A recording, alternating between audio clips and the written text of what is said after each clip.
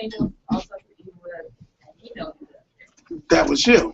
Okay, I was hoping to get to see you today. I'm Jamie from Sacramento. There like 20 years. Okay. Well, as he said, wait, let me do the introduction first, because now we're live on air for the rest of the world. Oh, okay. So let's keep your this here.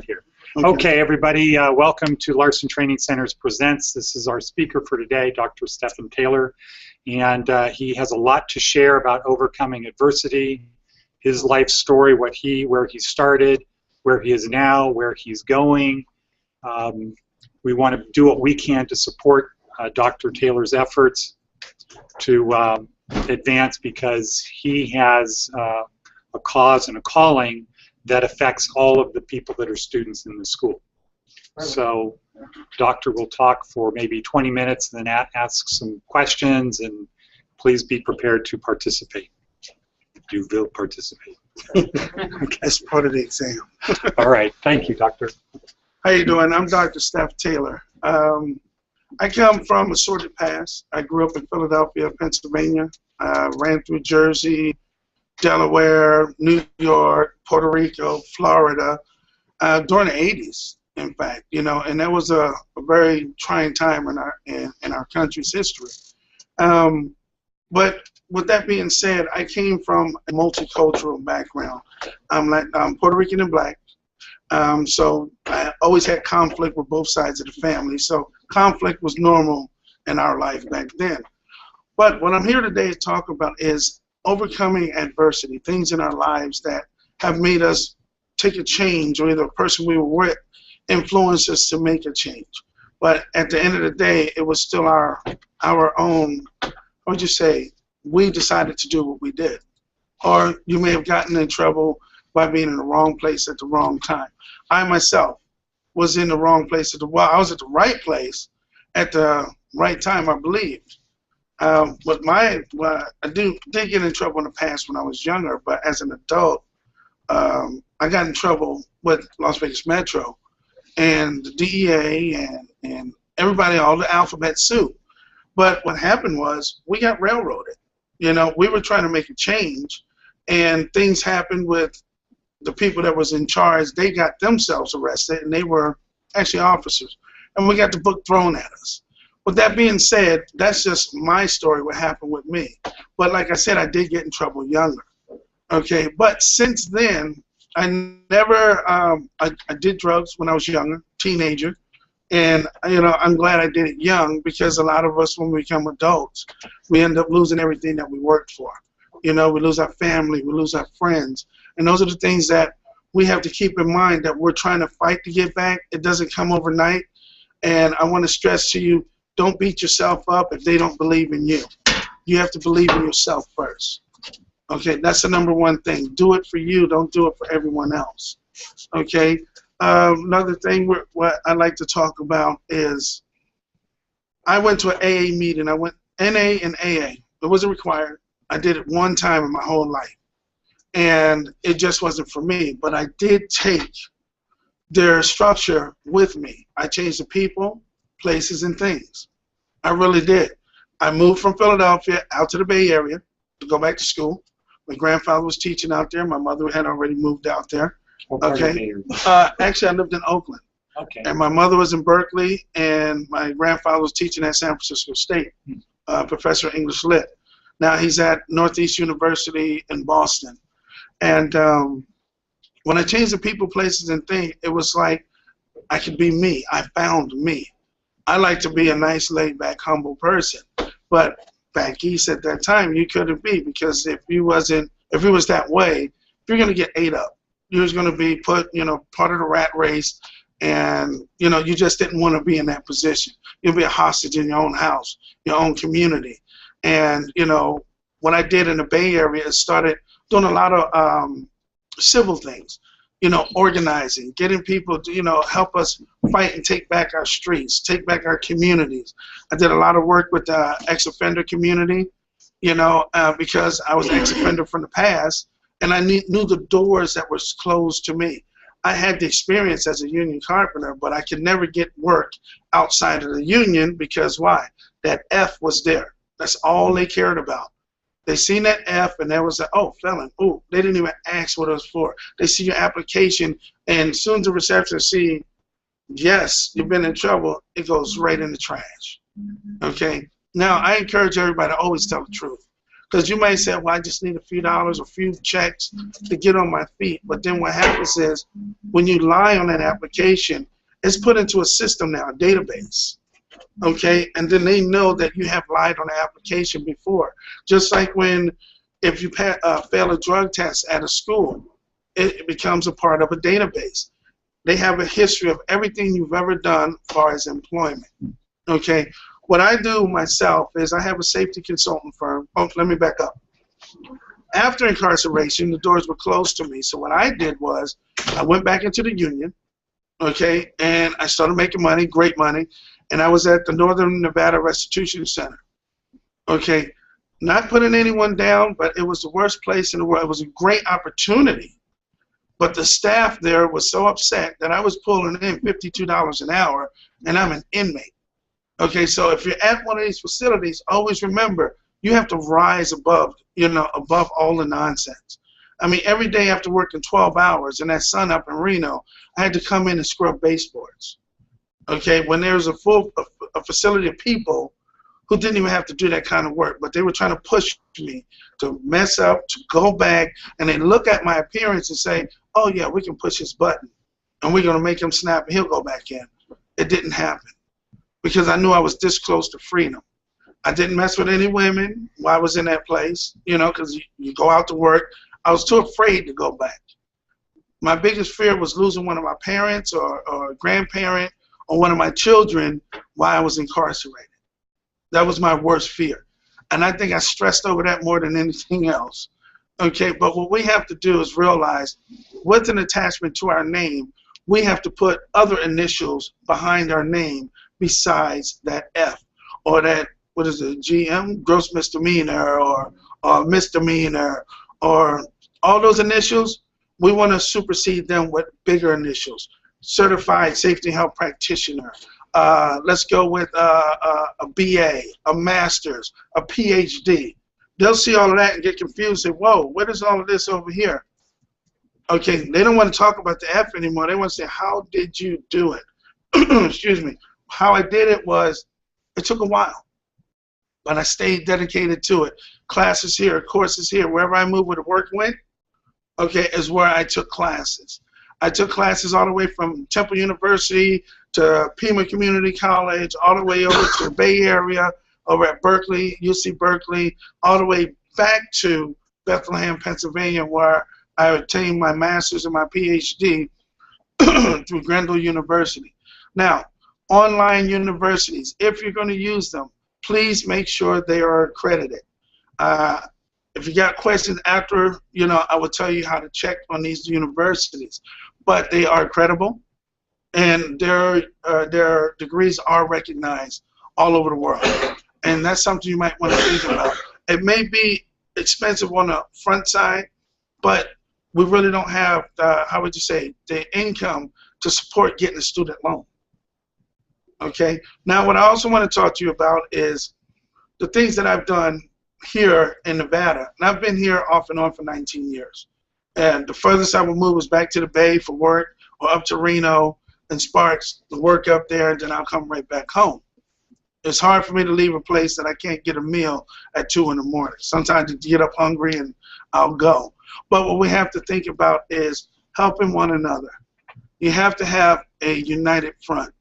I fight so hard for ex-offenders and people who are homeless. Most of my employees used to come from Shade Tree. When I first opened my company, everybody had to be from Shade Tree because I wanted to help. Okay, I wanted women to know, hey, you do have a hand out there. One gentleman came to my company, and unfortunately, she called him her abuser. Bless you, bless you. Thank you, bless you. And he ended up at the job on payday, and he got irate. He scared all the women in my office, and the poor lady was just sitting there petrified. And I had already trained them. When you come in, you go through orientation, and then I get all the staff together, And each day of the week, we come up with a different word or a name or a slogan, like saying something's wrong. You know, hey, my aggressor's here or whatever. And that's what we did. We planned ahead. And at this moment, they already knew when this word is said, I'm going to come out of my office, I'm going to talk to this person, and I'm going to ease them out that door. Okay? Once I'm outside that door, then you lock and you call the police. Because whatever happens to me, I'm good.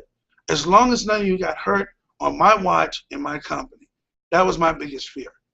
Okay? We can love people, but sometimes we have to let people go. Back then, I was dating Teddy Pendergrass's niece, which I have a daughter by. But she was an addict. Okay? And when I was getting out of that life, she told me, well, you met me this way, and this is the way I'm going to stay. I said, well, there's no sense of me even interacting with you. I'll interact with my child. That was a big, tough decision. My first child, and I was 22 years old. Okay, I've been clean since February 23rd, 1989. Okay, I don't have a desire to pick up. It's just, maybe it was me. I got tired of looking in the mirror every day and saying, I'm going to kill you today. And it wasn't more like a suicide, I'm going to do something to myself. I was just invincible, you know, and I just thought I was the Hulk. I could lift anything when I, you know, got high, and, you know, no one could beat me and stuff like that. You know, it was just a sick, crazy mentality. But coming forward, I have learned a lot. We have to be above and beyond anybody on the job site, okay, because they're looking for you. Even in construction, I had superintendents from Granite Construction tell me, boy, you have nothing coming. Back in the day, boy, you know, I would have snapped out and bing, bing, bing, bing, bing, now I'm in trouble. You know, but I knew that's what they wanted. I knew Donovan was like, the first thing they would say, they used to make all these ex-felon jokes. All these criminals sitting there, we're paying for them to have cable and satellite, and they got a great life. You know, and I just listened, didn't say anything, just kept on working. Then when it came through the pipeline that I was ex-felon, and then they were just like, oh, how did you get in here? And that. I said, because of my work ethics.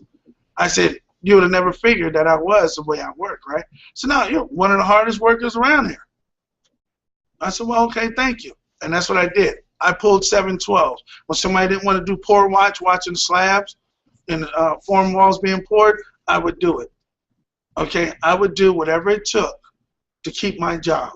Okay, I didn't mouth back. Sometimes we got to bite our tongue and say, hey, you know what? I can let that go. Because later on in the future, I'm going to be their boss. And that's what you want to think about. Don't fight for these menial jobs that everybody's trying to get. Go back to school, get your education, stay in the organizations like this where you can advance yourself. Employers are looking for a pool of people, organization that have a pool of minorities. And what minorities they're talking about is the ex-entrants or ex-offenders. They are deemed a legitimate minority here in the state of Nevada. Okay, one of the few states who've already done it. And that's what we need to really focus on, is working with one another, networking, stay involved. Even if you get a job, come back through here and still stay involved. Help. It takes one to help one to reach another. We have to stay together. You know, my education, I got my BA was it started at criminal justice. Everybody wanted that. Then when I got in trouble, I knew that was going to happen for a while. So I went into a business administration. And then my master's was in occupational safety and health management. On the job site with Granite Construction up in Reno, I advanced real quick. Even though they knew I was an ex-offender, they were mad. They were trying to get me off the job, so the union made me a steward. Steward's the last man off the job, if you don't know what a steward is. Okay, we're responsible to make sure you're safe, make sure that foreman's doing his job, and we're the liaison between the company and the employees. If you have a problem and you're the foreman, and you have a problem with this foreman and you're the employee, I have to be the man in the middle. Okay, I have to straddle the fence, and I have to make sure we have a peaceful resolution where you both can keep your jobs. Okay, no one's getting fired, and the union doesn't have to be called and say, okay, we have to file a grievance. Okay, very difficult position to be in, because at that time, There was a lot of sentiment against ex-offenders. There's a lot of racial tension on that job, okay, because there was only 2 African Americans on the whole project at any particular time. One fired, they'll bring another one on, and that's the way it went. When I moved up to Stewart, they brought another one on. But that was the only place I've ever been in my life that you could be working with someone else. If they don't show up to work and they get fired, they fire you too. Okay, and I said, well, how do you do this? I said, because I didn't know him. You buddied me with him at work. But that's just the way it is in construction. Ladies, if you're ever thinking about construction, which is a very good trade to get into, especially IBEW, carpenters. I was talking to Ed about if you're not afraid of heights, heavy equipment, operating engineers. They're looking for women right now.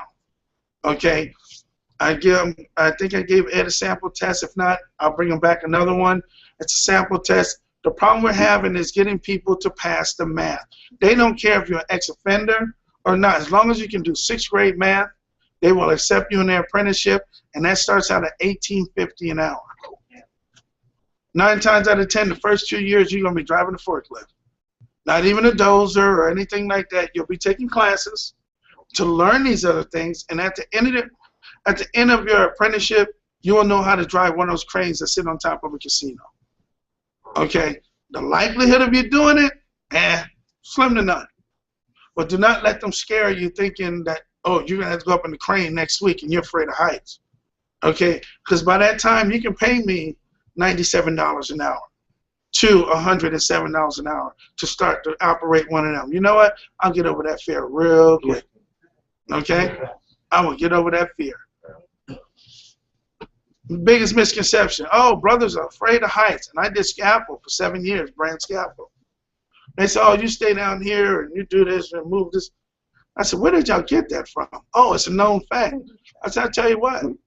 I said, there's nothing I won't climb. I said, I love climbing. And unfortunately, it was unsafe the way we're working. Okay?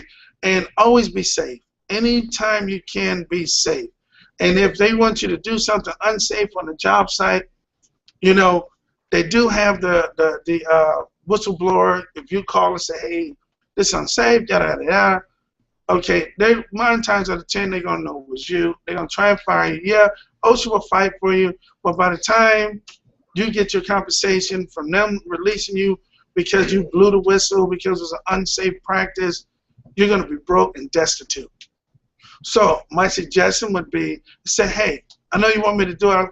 You know, I feel kind of nervous about it. Could you at least hold this ladder for me? Okay? Or can you show me how to do it? You know, because I've never done that before. Let them take the fall if they want to send you to your death. Okay? Because once you get a certification saying that you are safety certified, anything you do falls on you. Okay? You understand what I'm saying? You get that OSHA 10 hour, OSHA 30 hour, and I'm your foreman. If I sent you up there, I can always just turn around. If you fell, boom. I can always say, hey, he's certified. He knew better. Okay, he knew better. Because my job as a safety person working for the company is to protect that company.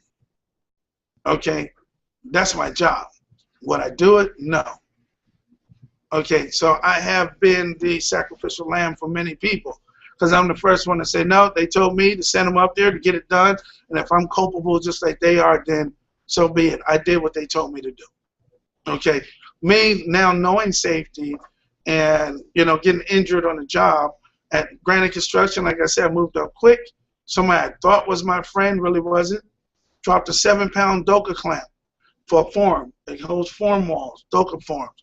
Came down 60 feet, hit me right on the head as I'm coming through the rebar. Helmet?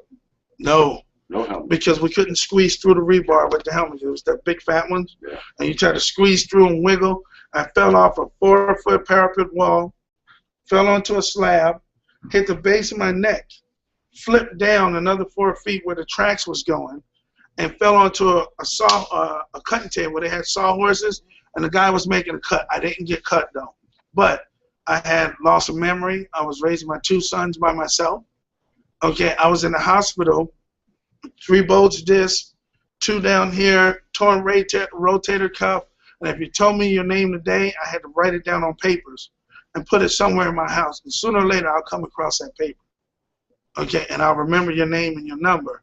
But why do I know this person? And that lasted for 2 years. Very scary. It's dangerous in the workforce. Unfortunately, they're starting to uncover now that a lot of things were not accidents at workplace. It was done purposely to put 2 people to get them out of the company or get them out of the way. Very dangerous place. I worked at City Center here. Okay, I seen personally 4 of the deaths at City Center. 4. The one who went off the top, the safety guy. Boom. I didn't know what it was. We were 2 decks below him. I said, oh, somebody's going to get fired. They dropped something off the top deck. You know, everybody said, oh, really? Then all we heard was the horn. Brum, brum, brum. The crane horns, the emergency call saying shut down everything. We didn't know it was a person. Okay, if you do an unsafe act at a job, you know, it's going to affect everyone. Okay, injuries cost a company an average of $1 million per injury because you're creating jobs. You got a doctor, you got a pain manager, you got an emergency room, safety director's going to get overtime. Okay, these are the things we look for. Safety is one of the few industries that do not discriminate on race, gender, past, or anything like that. If you have the credentials, they need people with those credentials. Okay, so it's just a food for thought. Here at the Larson Center, they're doing a great job. We need more organizations and facilities like this. I'm quite sure we're going to be doing some training for them here for the people in the program. I got my doctorate in environmental safety and health engineering. Okay, I finally finished. It took 20 years. It may not take you that long, but I had kids and I had to work and, you know, a lot of different things. And my social fight for the world, you know, made me take a little longer. I'm also a candidate for Nevada State Assembly in District 7. And this is my 2nd time running for office. This time we look good. They got us up in the polls by 2 points against an incumbent with a family name. Okay, so that means people know what I do. They know that what I do is for the people in my community. And they know that I am very serious. I'm not going to be one of the people that go up there and then all of a sudden I sell out and leave them behind. This is my life's work. This is what I've been called to do, is to help, okay, to facilitate a path for you. Okay, a lot of people do not know how we made it to where we are. But we bumped into all the walls and all the closed doors and the doors slammed in our face for you guys already. We've already done the hard work. If you're willing to participate and be here, we can guide you through all the landmines that you're going to face out there. Okay, that is the biggest problem, is having the perseverance to keep on going. Housing is a problem, we know. Okay, housing, employment, being able to see your children or your grandchildren, you know, having sometime a blue day. You might have a day that you're just so darn depressed and blue, you might pick up the phone to call him or him, say, hey, Jersey, I need to talk. It's 3 in the morning, I'm sorry, but I need to talk. And that's the type of fellowship and friends that we need to build, because this is a unique group of people in this world now, because it's a lot. There are lots of ex-offenders. People, they still don't have the numbers on who are, because a lot slip through the cracks and keep on going. Some move out of the country, some come back. You know, I know ex-offenders right now have opportunities to go to Dubai and go to work. Okay, go to work, making great money. You're in a tropical country that everybody wants to go to, and they're making $50, $60 an hour. What is that? Oh, Dubai. What is it? It's a beautiful, beautiful country that they're doing a lot of work on. Construction, they got casinos going, they got, you know, they built the country basically from nothing. Tallest hotel. Yeah. It's easy here. Yeah. I've never been to one. Oh. Yeah. But I mean, it's a beautiful country, and it's a great opportunity for some of us who's never been outside the country. Sometimes our avenue to get back on our feet may be outside of the country. Canada, they will give you a work permit, even if you're an ex-offender. You can get a work permit to go to work. Okay, you may not ever become a resident, or it may take a long process to become one, but if you're in the oil field trade or construction trade, scaffolding, Alaska also, now that we have this new world trade agreement, all the companies that are here and they have businesses overseas or companies overseas trying to do business with the U.S., all must conform to the U.S. safety standards. So that's what I'm saying. Safety is like the new frontier. We don't have many people who are educated enough to do safety. Most of the time it's my kid or my cousin who's been a carpenter 40 years and he can do the job. Put him in safety. We don't want to retire him yet. Give him something to do. But in safety, you need to know what you're doing, because now the way the laws are, since City Center, if I send you to do something, an unsafe act, and you die or get seriously injured, I can go to jail. That's just the way the laws are set up. And as a legislator, I'm going to put teeth behind those laws, because OSHA's always complaining they don't have enough manpower. Well, then what we're going to do is put some advisory committees together, and we're going to hire private citizens, okay, with funding through the federal government, from federal OSHA, to oversee these construction sites and report what they're seeing. Safety is a good field. It's not very hard. We're using our brain, okay, and we're using a clipboard and a pen. But it is time consuming. Okay, I was telling Ed about a program that I put together. We might do something together with this program, which would be great for all of you. Even if you don't go in that field and you go into something else, you still have that degree from safety. Okay, you have a degree. A certified safety and health practitioner, that is initials behind your name. Whatever they take from you, they can never take that from you. So it might say blemish, but they don't know what the blemish is, but it says CSP or CSHM, Certified Safety and Health Manager. That's the things you want to do. Okay, when they see that you have the credentials, they don't care about nothing else. Everything else is oblivious to them. Those are the things we need to do, is reinvent ourselves. Our attitudes have to change. Okay, we can't, diddly bop around anymore. At the job, we can't sociable, hey, what's up, what's going on, and elbows, and, all that. We can't do it. Even though we want to fit in, okay, we can do that outside of work, but at the job place, everyone's watching. Okay? And you might be set up to get out of there because they don't want you there. Okay? You might be in line for a promotion with somebody who's been there for 4 or 5 years. You just came in and you've shown the tenacity to do the job. You didn't ask any questions. You may have him say, hey, boss, I know a better way to do this if you give me 5 minutes. And you showed him how to revolutionize their inventory process. Now people are going to be mad. Stuff that you can learn here, you're implementing there. Out in the workforce, in your everyday life, where you would cuss every other word, try cussing every 3 words. Okay? It's just things we have to change about ourselves, things that we notice about ourselves, and we have to implement change. We have to. Because if not, there's a long road before us, and there's a lot of people coming behind us.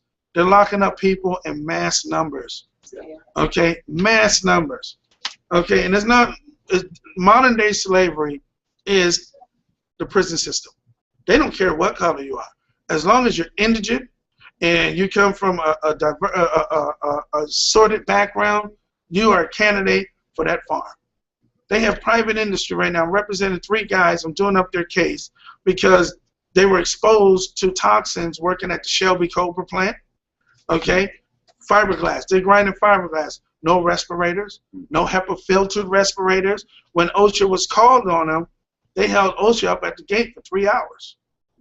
Oh, yeah, we're having a lockdown for a moment. We'll let you in a minute. What do? They got them inmates. You want to keep your job or you want to squeal and go to the hole? They cleaned that shop in 3 hours. When OSHA came in, everything was spotless. Looked like a beautiful facility. Those are the things they deal with inside there. We all know there's corruption in there. Some been in there. Okay? There's more things in there than there is out here. And may God forbid, we don't want to see any of you go back. I'd rather you call me at 3 in the morning and say, hey, I'm ready to choke something, or, I'm just frustrated. You know, I'm hungry and I'm ready to go rob this old lady. I'd rather you call me and I'll bring you something to eat. Okay? Everybody over there sitting over there knows me. They'll tell you he will pick up that phone. And no, I'm not running for president. Okay? But I will pick up that phone. It's just the way I am. And when people are asleep, I'm still up working. I'm coming up with innovative ways to change and help us get forward. Okay? Because every time I come up with something, it seems like they find a door to block it with. So I have to stay ahead of them and I say, okay, well, we're going to do this, this, and this. So when they're chasing the first step, we're already second and third step and getting everything finalized in the fourth step. So by the time they say, hey, we can't let them do that because, you know, because of their past, it's already done. Ed knows himself. My company is a safety consultant firm. We have a post-secondary, but I figured a loophole. They want to use a loophole, so we use it too. We didn't need the post-secondary accreditation because we were exempt. We do OSHA training.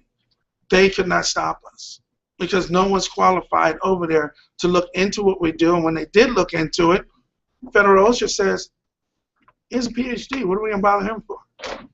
Okay? He's been doing this. Okay? And we need more companies and more organizations like this to help what we do. Any questions? No, ladies first. So I changed my ways. No. First of all, I do want to thank you so much for your support of us speaking from Thank you. court when we got from the court. Oh, you're welcome. That was my pleasure, actually, because that keeps the doors open for everybody. Yeah, and that just adds to the importance of this real issue. Anyways, but I just wanted to ask, regarding the email that I sent you yesterday, what would be your advice on us with this movement, though? Like, what advice would you give me, like, to keep On the movement, I was actually thinking about it for the last few days. I couldn't stop thinking about it. And it's a great idea. And I think it's very, very doable. But we're going to have to push it like we're fighting for Green Day. Okay, we have to push it that hard.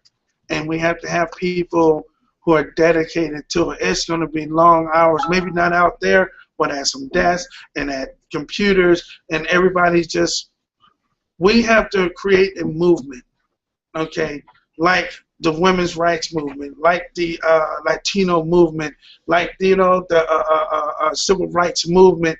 This is the type of movement we have to create, and we can't do it ourselves. We're going to need everyone's help. Everyone's going to have to join in. When I first ran for office, I was at a church. They invited me to speak, and this older gentleman jumped up and said, "Why should I vote for you? You're an ex-con." That's why I've never been called that before. And I looked at a lady in the audience. She was about in her 90s. I said, "I'm your grandson." And I pointed around, "I'm your son. I'm your husband. I'm your brother. I'm your nephew." I said, "Does that mean I do not deserve a second chance in life? Does that mean since I made one mistake that I should not be able to take care of my family?" I said, everyone in here has a problem, a family member who has been in trouble. Would you not want the same for them? I got 70 votes out of that room just by that statement because no one really looked at it. They looked at, oh, maybe this is a guy, a kind artist who wants to teach, he wants to do this and, you know, and encourage criminology, you know, and that's not what we do. We're trying to keep you from the pitfalls that we went through. You know, our kids are going to listen to a certain extent, but adults, their minds are more reformed. Okay, we know what we've done. We know what it's going to take for us to get to where we're trying to go. Okay, Christ, I went from having no car, and I drive a nice car. People talk about that car, but to me it's another vehicle. You know, what I want to be remembered for is for helping someone. One person, that's all I need. One person. I've helped several, and it makes me feel good. But back to, yeah, I am definitely interested. And we need to have a few poster childs. We really do. We're all poster child. There we go. That's why I'm so enmeshed in this, because I put something on my community. But this is a subject that has directly or indirectly affected everybody. Yes. You know, and me personally, I have been directly affected by it. Everybody has. The director has, as you saw, how that was. That right there really just sparked something in me because it's like, wow, it's not just us down Right. here.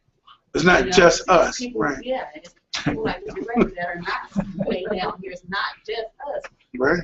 Everybody that's affected by Yes. it. It's like extremely important. And I was talking to Malika. We had did this little clip for we was gonna put on our website, Mm-hmm. and the part where she had to say about the discrimination, and she was like, I don't see how, but how when you brought up, you said that ex-felons are now considered a minority. You know, Yes. you know Because how I am many a people get discriminated. You get discriminated from having that checking that box before you will for being black. Yeah. Yes. Yes. You know, Absolutely. And, yeah, it's And second comes serious. you're a woman.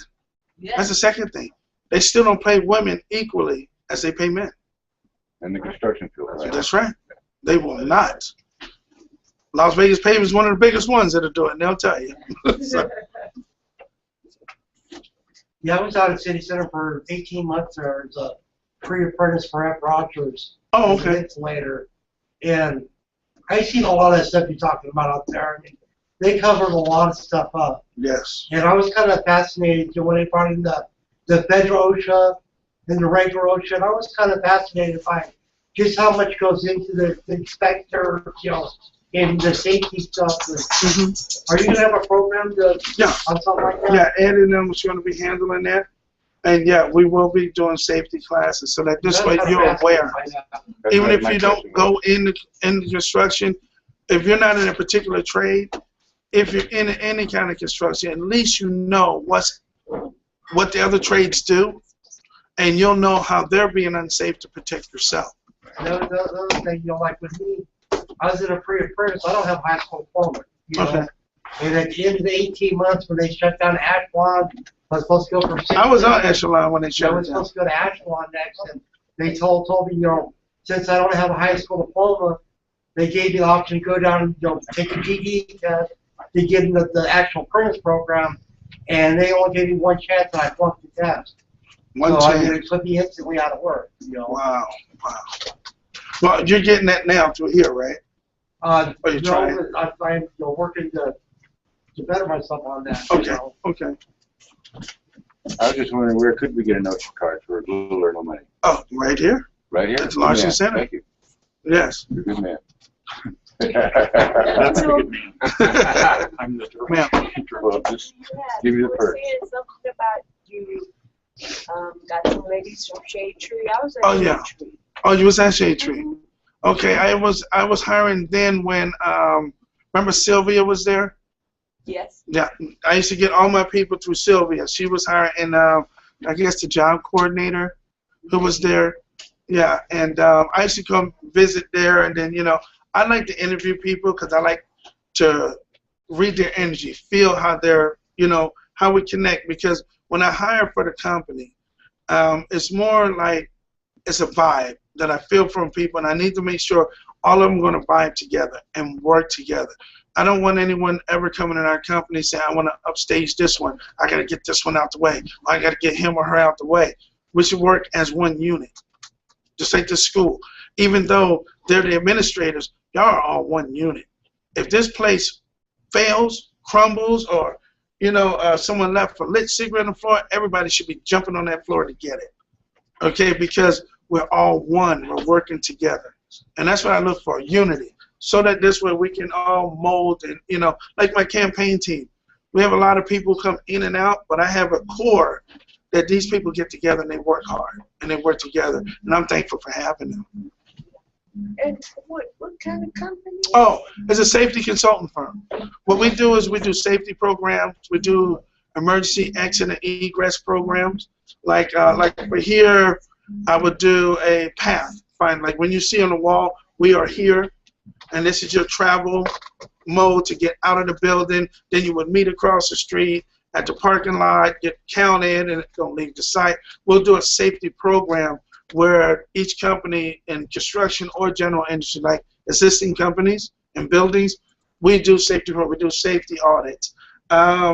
Like we might come in and do for Larson Center and say, okay, how many power strips are they using? Are we daisy chaining?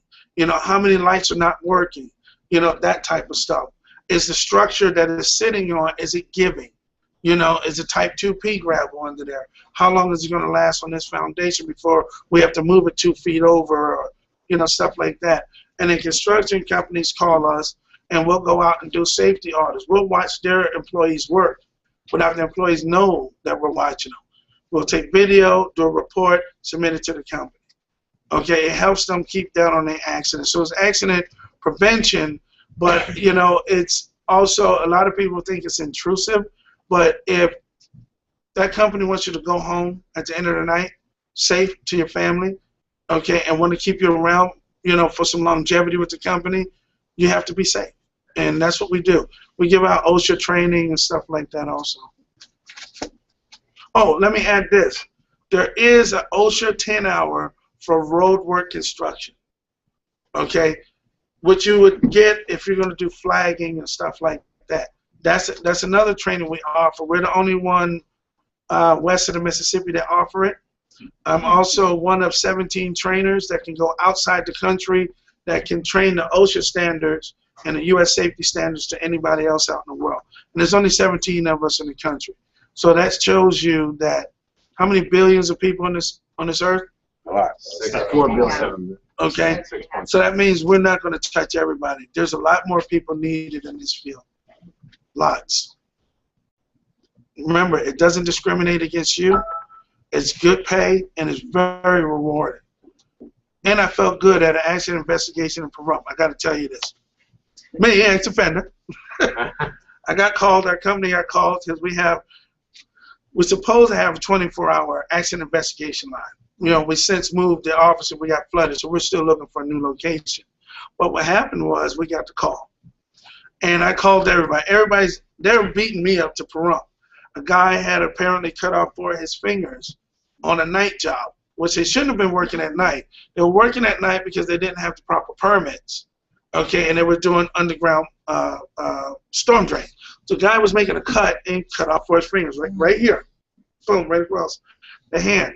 So we get out there, and so we tape it off. We're doing an investigation, questioning workers, and I'm sitting there and I'm just waiting. I'm just waiting for that one person to say, oh, I knew that was going to happen. Boom, there we go. That's the one I want. So I pull him to the side. Hey, how are you? Let me talk to you over here. And I said, well, we're going to interview everybody right here, and give me a few seconds and I'll be with you. So pull them to the side. Make sure you interview them all 20 seconds. 20 seconds to the dot each. Even if they didn't finish, give them a card. You can call me later. This way, they cannot find the whistleblower. Okay? I didn't want anybody to get fired for telling the truth of what really happened out there. So the police finally come, the sheriff guy, and you know they just walk behind my line. So, oh, excuse me, this is an accident scene. I need you to step behind the line. Now, Federal OSHA's sitting there looking, and he's looking, and he's looking, and the sheriff said, well, I'm the sheriff. Please step behind our lines. You're messing up evidence. You know, and they said, well, it's not a crime scene. I said, no, it's worse. It's an accident scene. I said, which takes precedence. We're here first. This is our company. We're contracted to do this investigation. We have to do it thoroughly, and we cannot do it with you standing in the blood there in the dirt. So then that's when OSHA told him, you have to move out of the site. You know how good that made me feel? Whoa, I had some power then. That's why I said, whoa, I'm going back to school. I'm staying in safety. You know, and you know, it was a rewarding experience. Not just because I got to tell the officer what to do, but we did come to the truth. The company citations went down a little bit because of the reports we did, the training that we actually gave them after the accident, so they reduced some of their fines. A lot of companies like to call safety consultant firms, especially when you're small and you're not the industry big name, and say, hey, we got this problem. OSHA's fining us $18,000. What can you do? All right, well, we'll come over and we'll audit it for you. They want you to play whiz kid, get their fees, you know, their fines lowered or get them thrown out. Right now, I'm 6-0 against Nevada OSHA and 2-0 against Federal OSHA. But it was for nothing that was in the regulations. If a company's wrong, they got you dead bang. We're not going to save you. because that could be my kid, my sister, my brother, or my friend out there that you sent to their death. But if they're getting tedious with you under general duty clause because there is no law for this particular thing, they'll hit you under general duty clause, which you will get in the class. You'll understand it then. Anything that's not a law, they can hit you with this just because you didn't provide a safe and healthful workplace. Well, you cannot predict what is going to happen with a company who's also working on site, what they're going to do at that moment. You can't predict it. But you can prevent it by doing a job hazard analysis every morning and every evening after you leave. So there's no way in the world that you can say, oh, it's more hazardous to put on safety gear or something, which it isn't. You need safety. Your PPE, personal protective equipment, always remember it's your last, how would you say, your last line of defense. Because everything else failed. The administrative tools, the planning from the company. When you're using your harness or your gloves and you get your fingers cut, or that face shield is getting whacked with some sparks because you're grinding and that shield broke, those are all your last defense. It doesn't have to be construction. Bloodborne pathogens. Anybody want to go in the nursing field? We do that too. We teach that class. Bloodborne pathogens awareness. Any of you know that hepatitis is 10,000 times more contagious than HIV? Wow. They got people walking around with hepatitis, and you would never know. Okay, they'll find out when their kidneys start failing. 10,000 times more contagious. These are the things that we need to know when we're working in any industry. All right, you could be working at McDonald's. Somebody cut themselves on a knife, and these people didn't sanitize that area. Cross-contamination. Okay, you get nicked. Hepatitis don't die in the air. So if I cut myself on this here, I'm going to leave a blood trace. Next person that cut themselves transfers to them, and they're going to leave blood. Okay, so it's always important to clean up. Those are the things that we teach as a safety consultant firm. Everything from final cleaning, house cleaning, landscaping companies, all the way to, you know, highway construction. We teach and we train. Question. You were talking about the online colleges. Yes. And making sure they're accredited. Yes. And what about like funding for ex-offenders? That I haven't seen anything like that yet. I haven't seen anything. I'm quite sure it could be, or something that, you know, one of us might have a great idea and say, hey, let's figure out how we can get ex-offenders funded for online training, for, you know, college degrees, because I haven't seen anything like it. And that's a very good question. In fact, I'm going to look for it when I leave. Let me know if you find something out. All right, I definitely will. Any other questions? I was going to ask about your company. Uh-huh. She asked part of the question. The other part was, what specifically is your company's name? Oh, TSS Nevada, Inc. TSS Nevada. Uh-huh. You can look it up. You'll see what we do.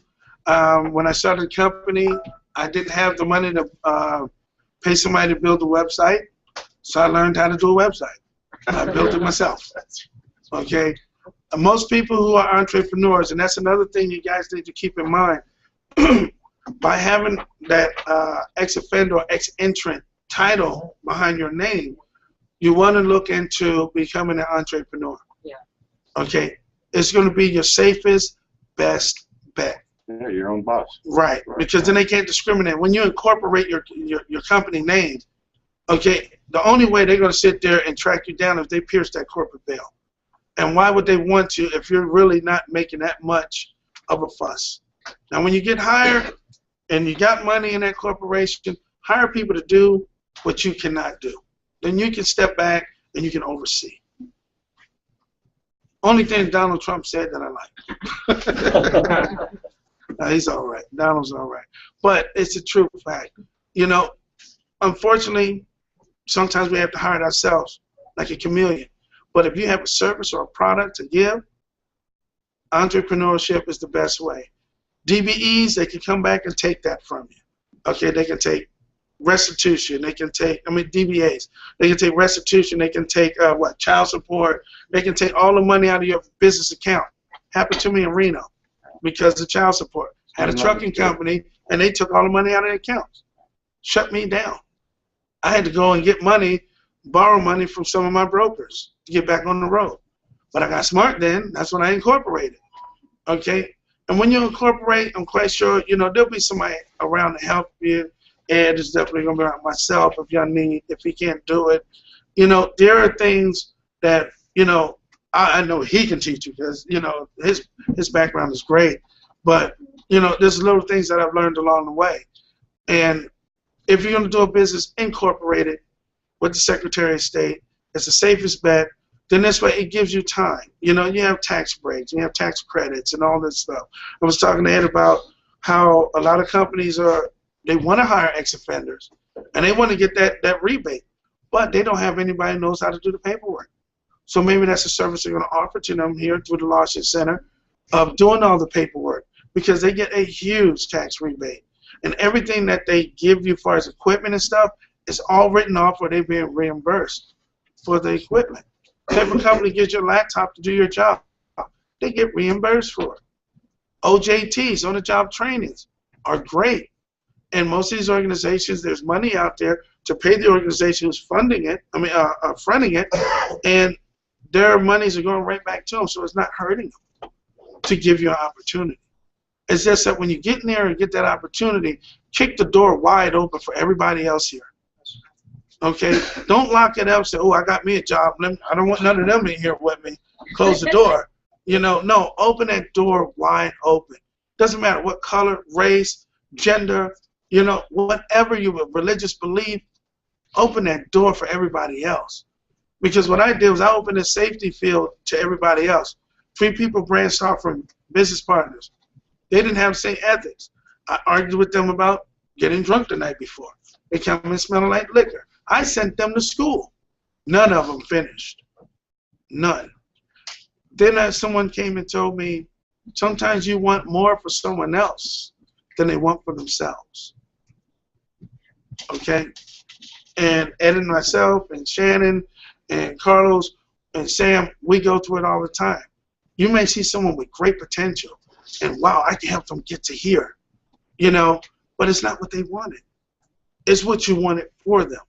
So let's not get too bent out of shape if we lose somebody along the way. Hopefully they'll dust themselves off, get back up, and come back and say, hey, I'm ready to try it again. Yeah, we do that with our children. Yes. Push them, stuff like that. Yeah. Push them to be the best they can be. Right. And we tell them, hey, we want you to do this. Go into law. Go into this. I try to get 2 of my sons to go into safety. Never kidding. Now one's delivering pizza. Yeah. Okay, now he's about to graduate, you know, with his associates. So I should have gotten safety. I said, you're only 23. You still can. You know, go back. You know, you're getting your associates for your BA, major in, you know, occupational safety and health. You might even give him a job. Maybe. Maybe. Is there any more questions? I'd like to thank you all for having me. Thank you. Now, before you leave, where's the thing? I have the honor of presenting you with one of our books. Oh, thank you. This is for Larson Center? Yeah. So, have a seat. Okay. I met Dr. Taylor on the 14th of May. I got a call at about 6:30 in the morning. And I've been working on my computer getting ready for school like I usually do. But I get this call, and he said, this is Dr. Stephen Taylor, and I just got a call from somebody, or I just heard something, and what's this about them taking away our school? And so we had a great talk, and Dr. Taylor came down to the hearing to support the idea and got up and spoke to the commission about the importance of a school like this. And when they approved me, at the end, the chairman said, well, it is a unique school. And so I took that as a good thing for him to say. They recognize that this is a unique school. This is really is a one-of-a-kind school here in Las Vegas. And you know, with the help of Dr. Taylor and Shannon Gould, who introduced us, you know, we're here, and our mission is to help get all adults an education. Now, there's a million reasons people didn't get it the first time. There's 500,000 reasons why people don't remember that did. With the way technology is changing the workforce, all of the things that we do in here, our belief is society has an obligation to educate its people. So what we do is we have this book, which is now your book. Thank you. And every week we go through, it's signed by all of the students. We've got to get Shannon to sign it also. But every week we go through and we do a reading. And we do it on air, a Google Hangout on air for the rest of the world. Wow. So our people are live in front of the rest of the world doing that. Today we're doing The Tiger, which is on page, what? 35. 35. Page 35 is the one we're doing today. So we're going to make sure that you get invited to them every week. Great. And spread the word because we want everybody to do it. And we got word today from the Downtown Project that at next month's Lowdown, we get to talk about this to everybody in the Downtown Project. All right. Wow. So the Lowdown thing that happens the first Tuesday of the month, we will be speaking to all of the people who go in there, talking about this to encourage everybody else to participate. And that's, I think, the beginning of how you create a movement. So we've gone from one lone nut to our second, our follower, our first follower. So anyway, Doctor, thank you very much for coming in. Thank you. And I'd like to thank Shannon Gould because she does so much hard work. Come on up, come on. We can't turn the camera, so you have to come up. Plus, I need this sign on camera. Yeah. Oh, I'm sorry. And without her, we would not have met, and a lot of things would not go on in the community. She's a great asset. If you can ever tie her down for a few minutes, ask her all kind of questions. She's great. Let's give her a round. Thank you.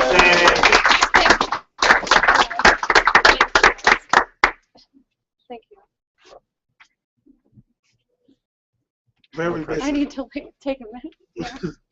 She's shaking. Yeah, here, sit down. All broken up. Yeah.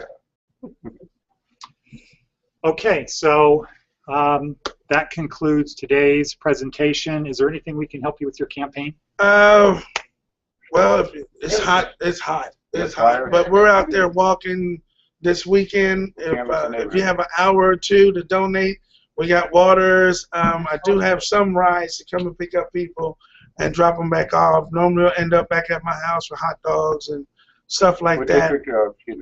District 7, in between Lamb and Rancho, and in between Cheyenne and Craig. But over, yes. Oh, correct. Okay. And come get it.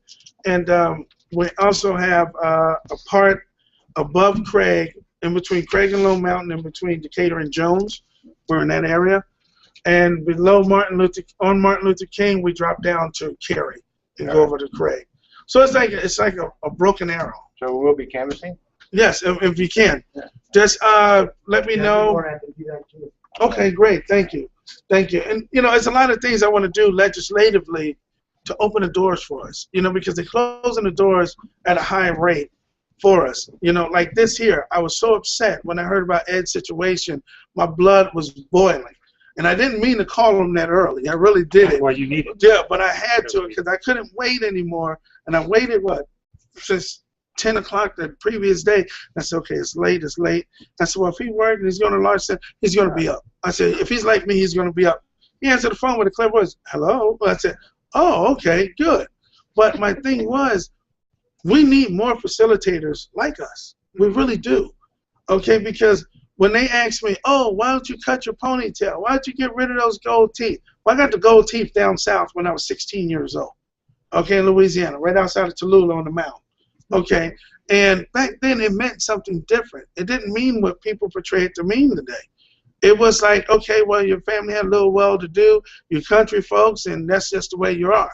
But the ponytail, they think I'm a rebel. Okay, oh, you lived in Berkeley in the Bay Area, so you're hippie, you know. And, you know, and I just say, you know, this is me. I identify with people because of who I am. They can see me for what I am when I walk down the street. They see me by my walk. Okay, now, if I'm in a different area and it might be unsafe, they look at me and say, oh, no, I'm not going to mess with that guy. Okay, because he looks like one of them, you know. And what kills me is the biggest word is, oh, you look like a pimp. I said, really? I said, well, what do they look like? You know? Yeah, that's what she said. So what I did was, I said, okay, I look like every nationality of pimps, you know? I said, what about the women one? Well, you got long hair. I just could not win this argument with this lady. So I said, some's going to love you, some's going to hate you, you know, and you just got to take the bumps and the bruises as you go. Hopefully we can lighten the blow on you, okay, and get you to a path where you can succeed with or without us. And maybe open up a center somewhere else or branch off and still continue to do the things that they do here and keep a tradition going for, you know, generations to come. Hopefully we can end this recidivism rate. One of the things I want to do is get some of these laws off the books, like misuse of a bus bench. Okay, if you miss a bus and you're on probation or something or parole, and that bus goes by, you had a hard day at work, you fall asleep, they can lock you up and violate your parole. Okay? Defacing a hamburger, that's a littering ticket. Is that actually on the books? Yes, it is. That is insane. It really is on the books. Impeding the flight of a pigeon? Yes. Come on. Attempted jaywalk. Do you Yeah, know, I like that one. I got 16 I can people, understand that one. 16 people in my community went Walking to off the prison street, behind, you see because cops, you're going to get back on the right side. Right. Take half a step on the street. That's it. You don't lift your leg. That's the requirement. Yes. And I just don't understand it. Oh, you had one? Oh, yeah. See? I thought about going to the street crossing. I seen a car coming, so I stepped back on the sidewalk. Right. I was going to jaywalk. They have But you attempted. did it. Attempted. Attempted. On the sidewalk. Yes. If you spit on the sidewalk, which is gross anyway, okay, they can fine you or lock you up here. Especially in Henderson. They will lock, in downtown here, they will lock you up, no tolerance.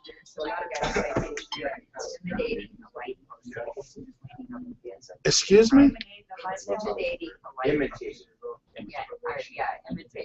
Imitating a light post, so you're leaning up against it. Leaning up against city property, and the cop had told him to please stay off the light post. Well, the cop left, but he went back, leaned up against it. I was snuck up on him, turned his lights on, and gave him a ticket for imitating. Okay, even though it's a law in the books, do you feel as though somebody should go back to prison for it? No. Or a first-timer probation violator No. for a misdemeanor going to prison because of these little draconian laws? You know, we have to get them off the book. We have to get a firm commitment from the district attorney, Steve Wilferson, and the DA, and the sheriff. We need to stop locking people up for it. You know, it's a rough economy. People can't pay fines. No. Okay? Let them do some community service. Don't let the judge deny them community service. Oh, no, you're going to pay this one. You know, not everybody has the money. And not everybody has time. Especially you guys. You're trying to transition, change your lives. You don't have 40 hours to give the city, you know, for community service. You're already giving it down here when you're here, too. You know? So keep in mind some of these laws that are in place. Just change your thought process. Change your thought process, please. Because I would hate to hear Ed give me a call, Shannon give me a call, say, hey, we lost one, this person's there. I'm going to write you, and I'm not going to say nothing bad to you. I'm going to write you and encourage you to keep your head up and come back. But I would hate to have to write those letters. I really would. Me, I never got a letter. Okay, never got one. Got 3, they were all bad by my ex. So I didn't want to see. I'm glad I didn't have many letters. But with that being said, I didn't have a good time in there. I didn't get the packages. I had to buy my own package, you know. And those are the things I think some people got comfortable with. You know, family attributing and helping them and stuff like that. I don't know if it made them not take it serious because it never happened for me. I don't know. I know what happened to me kept me from ever going back. Ever. You know, and I say never. When somebody said, oh, never say never, I said, but if I don't say never, I'm leaving that space of reasonable doubt. So always say never. Keep in your mind never. Put it out in the atmosphere, into the universe, never. So that this way you're going to keep pushing to make sure you don't break your own vow to yourself. What's the B stand Hold for? on, hold on. Stephen B. We're going to break now, and we'll take our break, and then we can go outside Okay, or over Mr. here, and you can chat with everyone else. But thank you, Thank you. World, for being there. Thank you. Doctor. Thank you. Thank There you. we go. Best show I've seen in Vegas, and that's from Delaware County, PA, Oh, Newcastle Delaware? County, Delaware. Oh, okay. The second ship I was a naval construction officer for was built in Philadelphia Navy Yard. I did my first year in Pascagoula, Okay. and